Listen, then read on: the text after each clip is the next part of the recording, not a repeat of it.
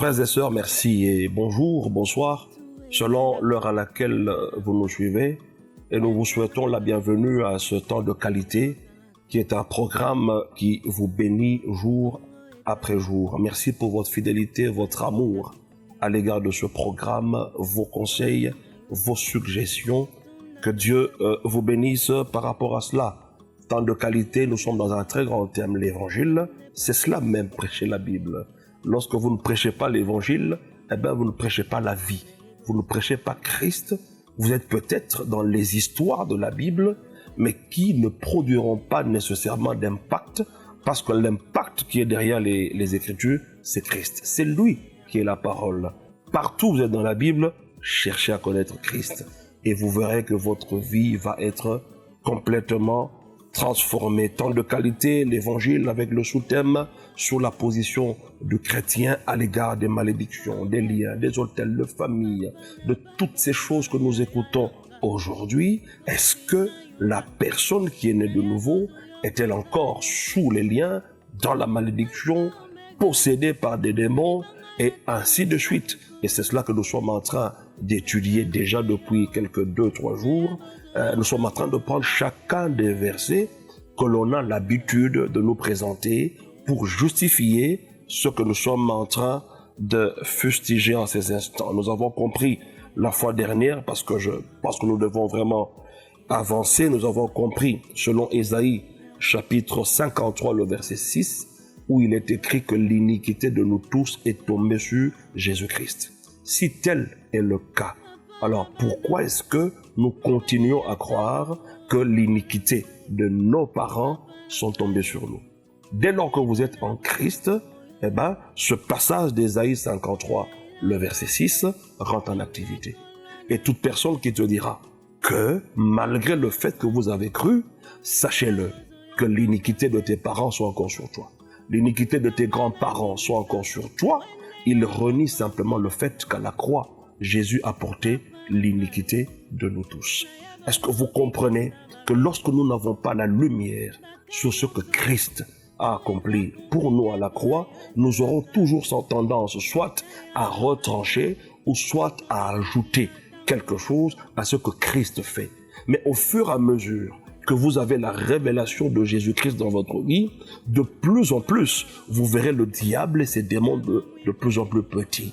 Mais quand vous avez la carence de la révélation de Jésus, c'est alors que vous verrez le diable tellement grand, tellement fort, il contient le monde entier, où que vous soyez, il est là, et vous aurez même l'impression que le diable est omniprésent. Ce qui n'est pas vrai. Le problème que vous avez trop de zones d'ombre dans la révélation de ce que Christ a accompli pour nous. Alors on va voir un autre point là-dedans où nous parlons de que chacun va mourir pour son péché. Parce que nous avons démontré que ce n'est pas l'iniquité de nos pères, nous qui sommes en Christ, parce que nous n'avons pas haï Dieu, nous l'avons aimé. Ce sont ceux qui ont haï Dieu qui sont victimes de la malédiction de la 3e et de la 4e génération. Okay? Alors maintenant, on va prendre Deutéronome, le chapitre 24, le verset 16. Il y a dans ce passage quelque chose qui va vraiment nous aider à comprendre, surtout ceux qui sont vraiment hantés par les iniquités et tout ça de leurs ancêtres. Il est écrit ceci au verset 16, Deutéronome 24. On ne fera pas mourir les pères pour les enfants, et l'on ne fera pas mourir les enfants pour le père. On fera mourir chacun pour son péché. Écoutez, on le dit tous que Dieu est juste. Voyez-vous? Et la justice de Dieu a été révélée dans le message de l'évangile. Si vous n'avez pas la révélation de l'évangile, vous n'aurez pas la révélation de la justice de Dieu. Vous avez toujours comme l'impression que Dieu a une dent contre vous. C'est Dieu qui a permis la mort, c'est Dieu qui a permis les maladies, et d'ailleurs c'est Dieu, tout ça. Non, Dieu n'a pas besoin de nous enseigner au travers des maladies. Ça, ce n'est pas Dieu. Dieu nous enseigne au travers de Saint-Esprit.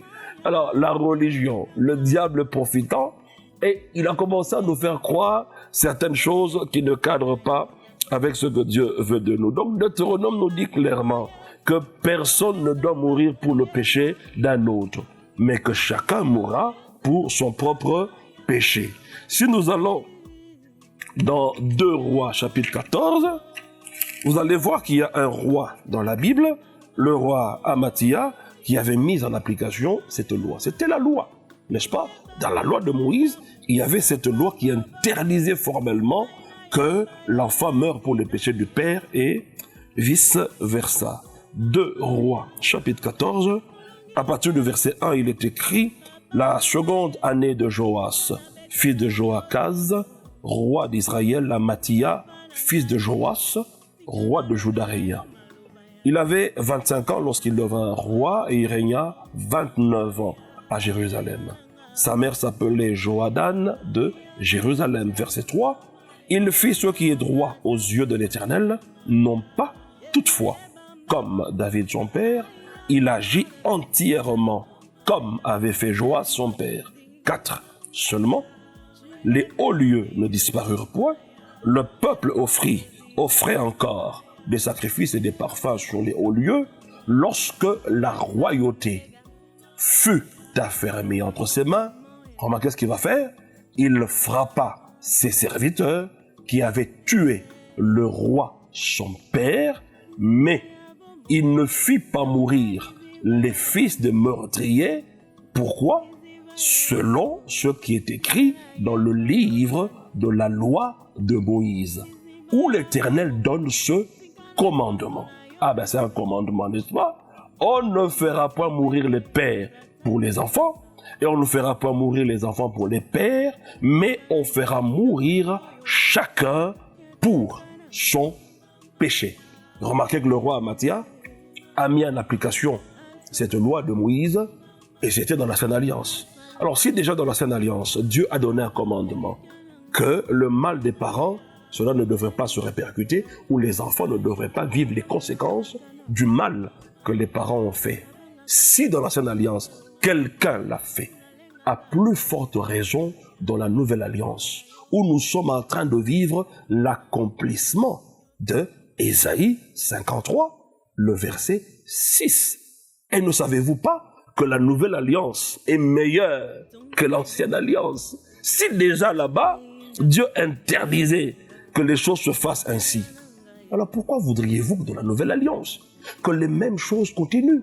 Et nous y croyons. Je l'ai dit la session passée, mes chers frères. Ce que j'enseigne là, c'est apprendre ou à laisser.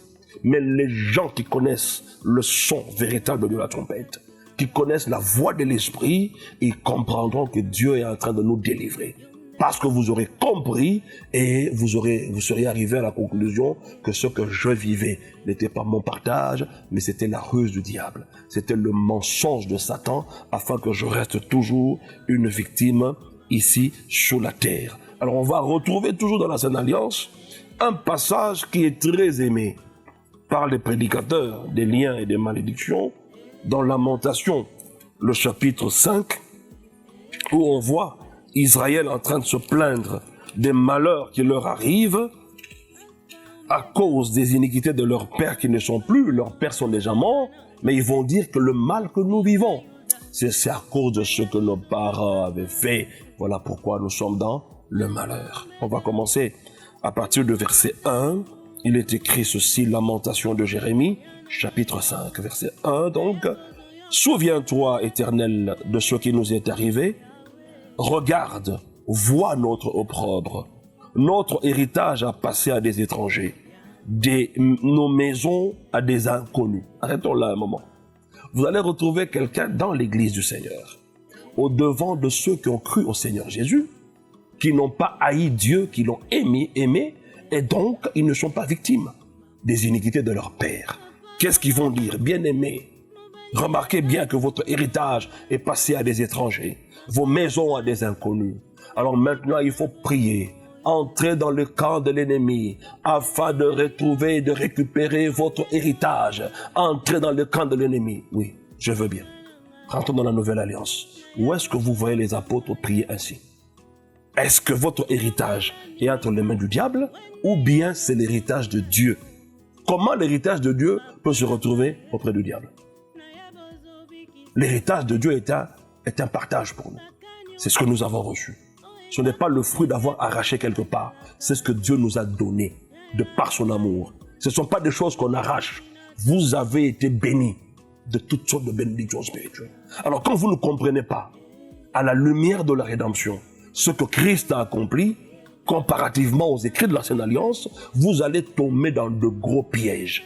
On va prendre des multitudes de gens qui crient, qui gesticulent de toutes les manières. Pourquoi? Parce qu'ils sont en train d'arracher leur héritage. Votre héritage, mes chers frères, la Bible est claire, il n'y a pas de teigne.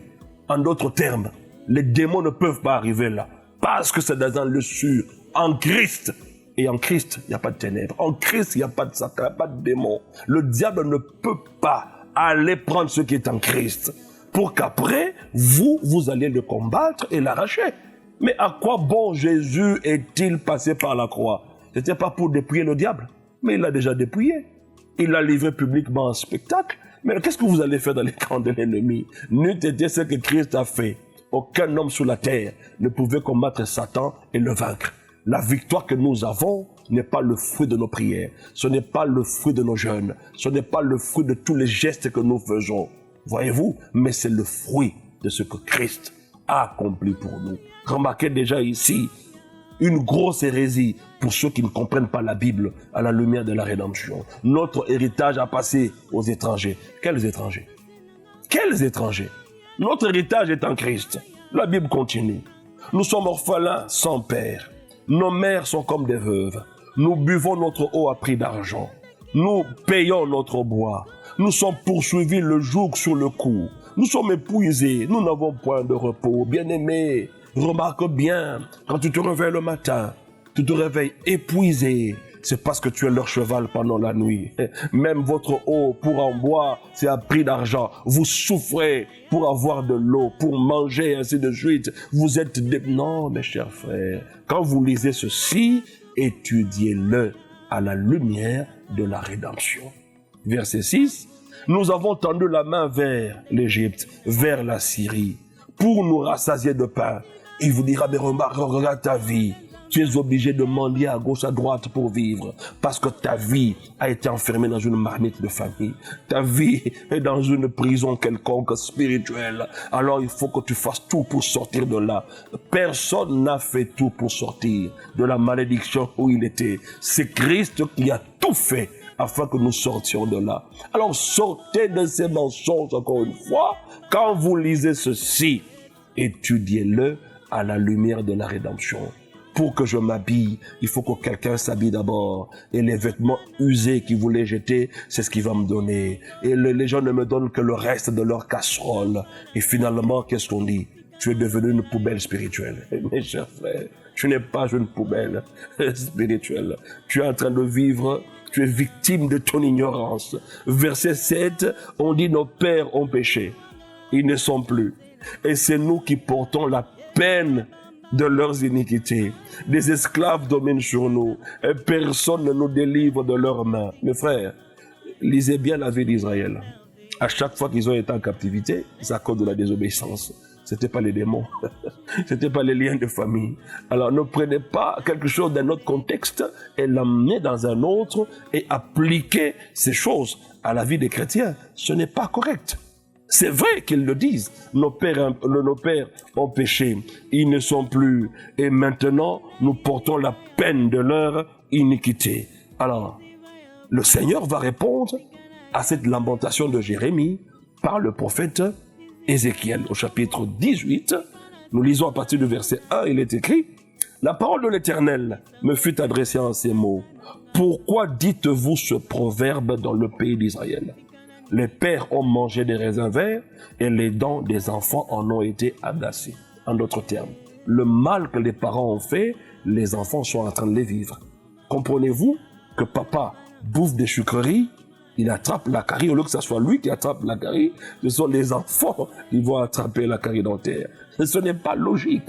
Dieu pose la question, pourquoi dites-vous ce proverbe en Israël? En d'autres termes, il répète ce que la lamentation de Jérémie nous a déclaré. Nos pères ont péché, mais ils ne sont plus. C'est nous qui portons la peine de leurs iniquités. Et donc, cela était d'actualité en Israël. Les gens le disaient quotidiennement. Maintenant, Dieu pose, mais pourquoi dites-vous cela? Et la Bible continue au verset 3, « Je suis vivant, dit le Seigneur, l'Éternel, vous n'aurez plus lieu de dire ce proverbe en Israël. » Pourquoi est-ce que Dieu interdit-il à son peuple de dire, de confesser, de proclamer que le malheur qu'ils sont en train de vivre, c'est la conséquence de l'iniquité de leur père? Simplement parce que c'est faux. Ce n'est pas vrai.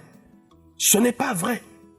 Et nous aussi aujourd'hui, nous avons emprunté le même langage. Mais Dieu, mes chers frères, dans Ézéchiel, il interdit à son peuple de dire, de confesser, de déclarer que leur souffrance est la conséquence de l'iniquité de leur père. Dieu interdit cela. Mais mes chers frères, il l'a interdit où? Dans l'Ancienne Alliance. Même pas la Nouvelle Alliance. Ça veut dire cette histoire des liens est même déjà vaincue dans l'Ancienne Alliance. Dieu interdit ça à son peuple. Et cette mentalité-là, nous lisons ces passages, mais nous ne comprenons pas. Pour mieux comprendre l'Ancienne Alliance, il faut la lire à la lumière de ce que Christ a accompli. Sinon, vous irez au marché chercher un bouc, l'immoler pour que vous soyez pardonnés de vos péchés. Mais c'est ce qui est écrit, n'est-ce pas? Est-ce que cela est encore d'application? Non. Pourquoi? Parce que Jésus est cet agneau sans tache qui a tout accompli et en son nom, nous avons été sauvés, nous avons accès auprès du Père, nous sommes devenus ses enfants et nous sommes en communion vivante avec notre Père. Pourquoi on ne va plus acheter des boucs? Parce que Jésus a incarné ces choses. Alors pourquoi continuer encore à croire en toutes ces choses? Dieu interdit à son peuple de dire, de confesser, de proclamer que les malheurs qu'ils vivent, c'est la conséquence de l'iniquité de leur père. Donc depuis l'Ancienne Alliance, Dieu a déjà résolu le problème. Le problème est déjà résolu. Et qu'est-ce que nous remarquons encore? Dans Jérémie, chapitre 31, la Bible déclare ceci. 31, verset 29 et le verset 30, il est écrit qu'en ces jours-là, on ne dira plus « Les pères ont mangé des raisins verts et les dents des enfants en ont été agacées. Mais chacun mourra pour sa propre iniquité. Tout homme qui mangera des raisins verts, ses dents en seront agacées. » À quel moment précisément Dieu nous confirme maintenant que nous n'aurons plus jamais lieu de le dire? Il dit « en ces jours-là ». En ces jours-là fait référence au temps de restauration. Exactement comme dans Joël 2, où il dit « en ces jours-là ». Ils sont en train de parler de la même époque. De quelle époque Joël parle-t-il? C'est l'époque de l'Église, justement. Joël 2, 28 en parle, en disant « en ces jours-là, je répandrai mon esprit sur toute chair ». Vous connaissez bien la prophétie. Elle s'est accomplie le jour de la Pentecôte. Et donc, le jour de la Pentecôte fait allusion en ces jours-là. Et Jérémie ici nous dit au chapitre 31, verset 29, qu'en ces jours-là, c'est le même terme avec Joël 2, 28. Et ces jours-là font référence au jour de restauration, font référence au temps de l'Église. En ce temps-là, et nous sommes déjà arrivés en ce temps. Ce temps-là, ce n'est pas pour demain. Ce n'est pas pour après-demain. Ce temps-là, nous y sommes déjà. On interdit, Dieu lui-même l'interdit, qu'en ces jours-là, ça veut dire au temps de l'Église, que quelqu'un qui fait partie du peuple de Dieu s'élève et qu'il dise le mal que nous sommes en train de vivre aujourd'hui, c'est la conséquence des iniquités de nos pères. Dieu l'a interdit. Mes frères, ce n'est pas moi, mais c'est la parole de Dieu. Lisez la parole de Dieu et vous comprendrez toutes ces choses-là. Nous pouvons aussi lire dans Job, le chapitre 21, Job chapitre 21, lui aussi nous parle de quelque chose d'important dans le même sens que nous avons lu dans Jérémie. Job, chapitre 21, nous y sommes. Il est écrit ceci à partir du verset 19. « Est-ce pour les fils que Dieu réserve le châtiment du Père ?» C'est une question qui nous est posée. Alors je pose la même question, essayons de réfléchir. à la lumière de tout ce que nous avons vu jusque-là, quelle peut être notre réponse lorsqu'on dit « Est-ce pour les fils que Dieu réserve le châtiment du Père ?» La Bible continue. Je pense que vous avez trouvé la réponse. Bien évidemment, c'est non. Et écoutez la suite. Mais c'est lui que Dieu devrait punir. Lui qui? Le Père. C'est lui que Dieu devrait punir pour qu'il le sente. Et verset 20, c'est lui qui devrait contempler sa propre ruine. C'est lui qui devrait boire la colère du Tout-Puissant. Je pense que, à la lumière de ce verset encore de Job, mes chers frères, vous serez davantage d'accord avec moi que Dieu ne réserve pas le châtiment des pères aux enfants. Ce n'est pas aux enfants de vivre les iniquités, les conséquences de l'iniquité de leur père. Donc, lorsque vous essayez de revoir cet enseignement, depuis que nous avons commencé avec le verset d'Exode au chapitre 20, et si la réponse est non, alors dites-moi, de quel droit est-ce que enseignons-nous aujourd'hui dans l'Église? Ce sont ces temps dont parle Jérémie et dont parle Joël au chapitre 2, pendant lesquels on ne dira plus que les parents ont mangé les raisins verts et les dents des enfants en ont été agacées. En d'autres termes, on ne doit plus dire, cela n'est plus d'actualité, que l'iniquité des pères est la conséquence du mal et la cause plutôt des conséquences que les enfants vivent en termes de mal. On ne peut plus dire cela. C'est la parole de Dieu qui le proclame. Et que le châtiment du Père, Dieu ne le réserve pas pour les enfants. Il dit, c'est plutôt lui-même le Père qui devait le sentir. C'est lui le Père qui devrait goûter à la colère du Tout-Puissant, pas les fils. Je vous appelle donc, frères et sœurs, à vous révolutionner en écoutant ces genres de choses. Ceci est une opportunité que le Seigneur nous offre afin de mettre fin une bonne fois pour toutes à cette oppression que nous vivons jour après jour concernant les liens de famille. Vous êtes devenus esclaves des hommes, allant, venant d'un serviteur de Dieu à un autre, d'une délivrance à une autre. Mais les résultats, le plus souvent, vous n'êtes pas satisfait de ce que vous avez vécu au travers des sacrifices multiples que vous avez engagés. Mais alors que la solution est en Christ, et en Christ Jésus, nous sommes en ces temps. C'est la restauration. En ce temps-là, on ne dira plus. J'interdis à quiconque qui me suit de le dire encore. Et si vous êtes en accord avec moi, vous devriez commencer à rendre grâce à Dieu. Vous devez commencer à prier. Vous devez commencer à voir votre vie autrement.